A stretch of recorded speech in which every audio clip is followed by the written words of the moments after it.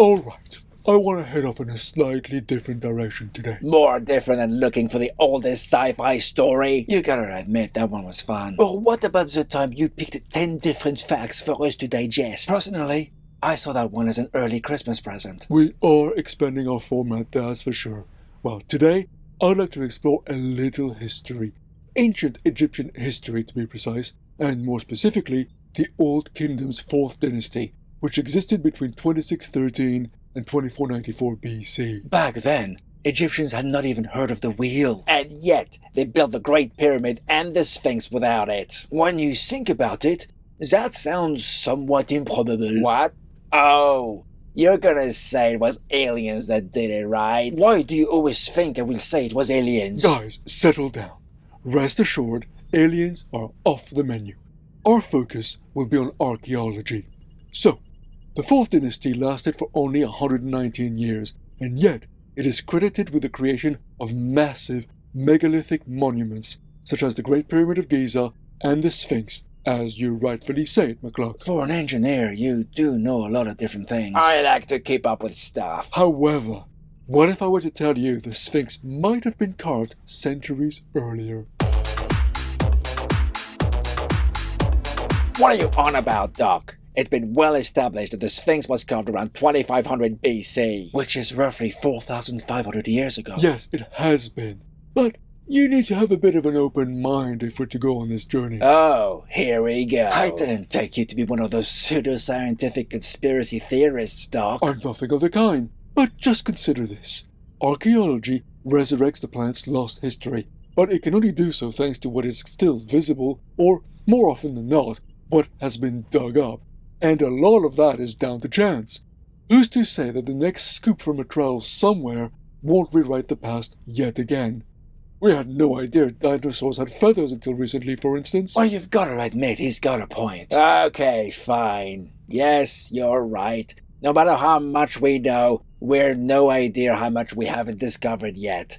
So, what is it about the Sphinx that I need to be open-minded about? Well, how much do you know about Mehit? What now? The concept of a sphinx comes from Greek mythology. It isn't what the Egyptians called this giant statue. Mehit could possibly be its name, although we learned that centuries after its creation. Well, I didn't know that. Nor I. I know it has the body of a lion and the head of a fowl. Hence the modern reference to the Sphinx, I guess. And it stands in front of the pyramids on the Giza plateau. And it's pretty worn.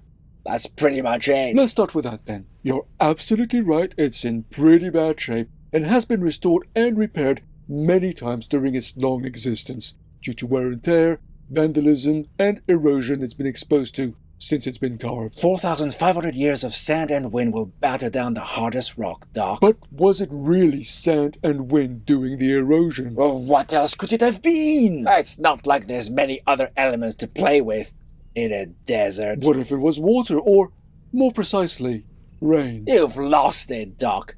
How much does it rain in a desert? To be fair, wind and sand erosion was the common explanation for a long time. It still is, Doc. You're right. However, in the 90s, Robert Schoch and John Anthony West came to a radically different conclusion, coming at it from a geological perspective. Geologists aren't archaeologists. True, but they know rock. You see, the Sphinx and its enclosure were carved from the same bedrock, and they both show extensive, distinctive water erosion patterns. I just see weathering. Are you a geologist? I'm an engineer, Mouse. So no then. They claim that the weathering is so distinctive that if you took a photo of it and presented it to a geologist without telling them it's from the Sphinx so as not to influence their judgment, they'd say that they're seeing a classic case of water erosion. Wasn't that research derided? Wikipedia states that it's a fringe claim. Wikipedia. Archaeologists, like many scientists, don't like it when you find something that challenges their established worldview. Are they not supposed to be open-minded? Yes, in theory, they have to be. In practice, especially if it affects their own field or view of the world, not so much. Just look at how Darwin was treated when he introduced his theory of evolution.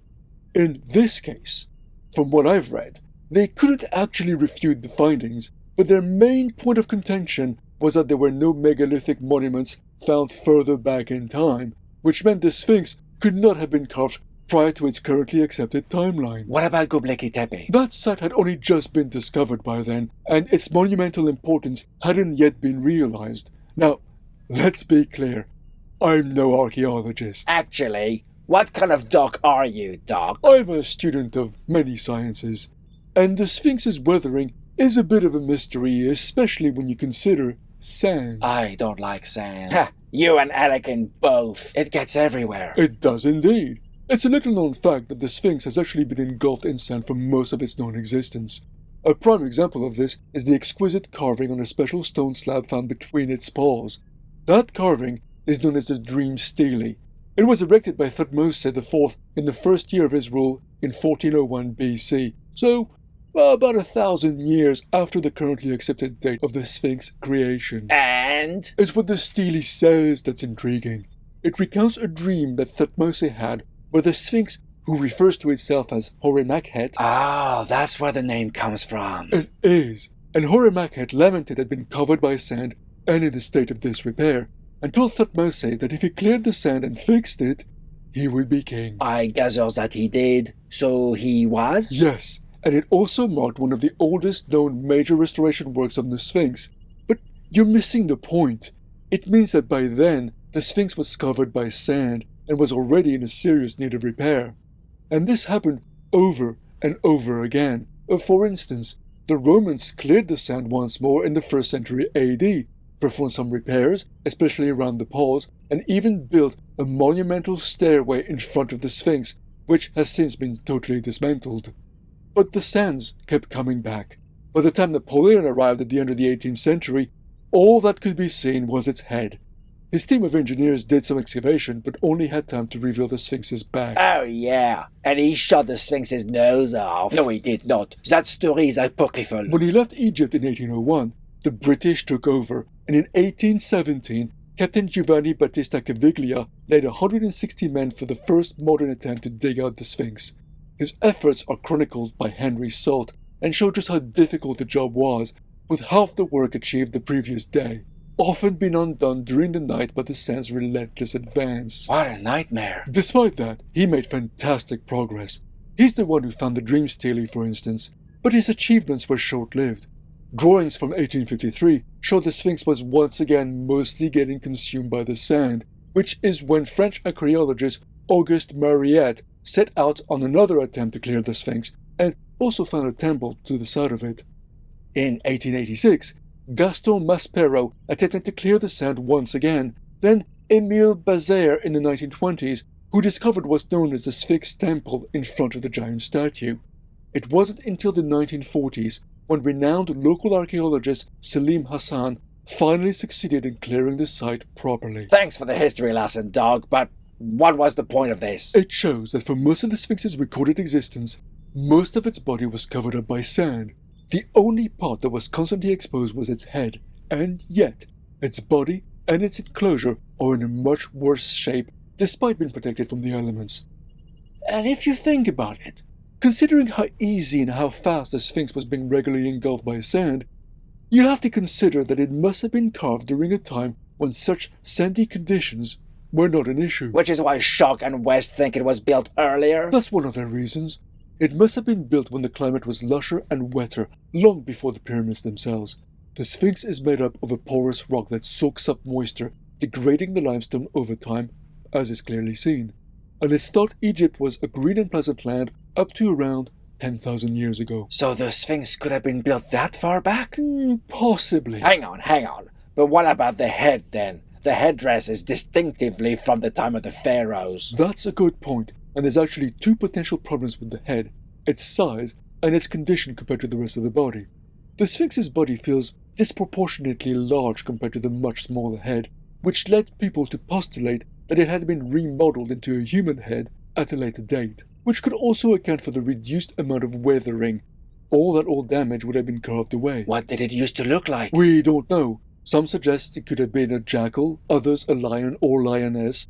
There's zero evidence one way or the other, aside from that puzzling disproportion. All this sounds like very conclusive evidence the Sphinx is older than it seems, no? I think the damage from water erosion is indisputable, but our understanding of the past is constantly evolving. Enter German climatologist Rudolf Cooper and Stefan Köppeling. They postulate that the weather in Egypt didn't change abruptly, but was actually a very gradual process over millennia, and this lush Sahara only properly ended between 3500 and 1500 BC. That's when the Sphinx was originally thought to have been built. The way I see it, based on the erosion, you either move the Sphinx back in time or push the wetter climate forward. So, which is it then? It is like we are going around in circles at this point. Well, do you remember what I said about the past being dependent on the next random scoop from a trowel? Absolutely. You never know what we're going to uncover next. How about an amazing discovery thanks to a horse riding accident? I didn't see that coming. Neither did the rider. Around the same time Schoch and West showed their erosion findings to an incredulous audience, an American tourist was thrown off her horse not far from the Sphinx after it had stumbled on a low mud brick wall. This led to the discovery of an Old Kingdom cemetery. How do they know it's not from an earlier time? Thanks to hieroglyphic markings on the tombs. And 9 years later, a city was unearthed near it, something the director of Ancient Egypt Research Associates, Mark Lehner, had actually been looking for decades. It's a settlement bigger than 10 football fields, dating back to the time of the Sphinx's currently officially accepted creation. It's thought around 2,000 workers, and possibly even more, lived there, and it's believed that these were the people who built the Sphinx and maybe even the pyramids. Okay, but how does that help with the chronology? It helps because that city was also very badly eroded, with some structures reduced to ankle level over a period of 3 to 4 centuries after their construction, proving that at the time of their erection, it rained a lot in Egypt. So, Schoch and West were right. They were about the erosion, but possibly not about the time frame if Cooper and Köppeling are correct. Everything's a bit in flux at the moment, which is hopefully leading to a better understanding of life during Egypt's Old Kingdom. Imagine these megalithic monuments being built not in a desert, but a lush environment. Exactly, and in fact, it would make more sense. Based on the remains found in that lost city, the workers were well fed, and if the climate was more favorable, fewer farmers would be needed to grow more food, leading to a spare workforce for other projects, as happened during the warmer Middle Ages and the creation of all those cathedrals. But that still doesn't explain the Sphinx's relatively small head. And what about the radar survey, which seems to indicate hidden rooms and tunnels under the Sphinx? And the rumored passageways into the Sphinx itself, and the mythical Hall of Records containing ancient knowledge. Who's heading into conspiracies now, eh? But you're right. There's still a lot of mystery surrounding the Sphinx beyond what we explored today. So, in conclusion, are Schoch and West correct and the Sphinx was built when the climate was wetter 10,000 years ago? Or are Cooper and Köppeling correct and the climate was actually milder during the Old Kingdom? Or maybe the traditional position was the right one all along? Which do you think is more likely? Let us know in the comments, and we'll explore more of the universe next time.